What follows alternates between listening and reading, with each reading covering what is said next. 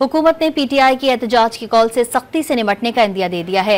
राना सनाउल्लाह ने दो टोक पैगाम दिया कि 9 मई के पेश नज़र हुकूमत और कानून नाफिज करने वाले इदारे पीटीआई की एहतजाज की कॉल को हल्का नहीं लेंगे।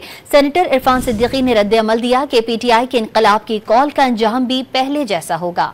बानी पीटीआई की 24 नवंबर के एहतजाज की कॉल पर हुकूमत ने भी आस्तीनें चढ़ा ली। राना सनाउल्लाह ने दो टोक पैगाम दिया कि 9 मई के पेश नज़र हुकूमत और कानून नाफिज करने वाले इदारे पीटीआई के एहतजाज की कॉल को हल्का नहीं लेंगे। वाज़ेह कर दिया इस्लामाबाद और रावलपिंडी में सख्त और मजबूत इक़दाम किए जाएंगे ताकि 9 मई जैसी सूरत हाल का सामना न हो। 9 मई के वाक़यात के पेश नज़र बाकी हुकूमत और जो लॉ इन्फोर्सिंग एजेंसीज हैं वो इस एहतजाज की कॉल को हल्का नहीं लेंगी और फिर इन दावों की सूरत में कि जब सर से कफन बांधने के दावे हुए हैं आएंगे तो वापस नहीं जाएंगे, तो इस सूरत में इस कॉल को जो है वो सीरियसली लेंगे ताकि कोई भी अनासर जो हैं वो उस रोज इस्लामाबाद या रावलपिंडी में दाखिल हो के कोई ऐसी सूरत हाल पैदा ना कर सकें जिस किस्म की सूरत हाल का 9 मई को सामना करना पड़ा था।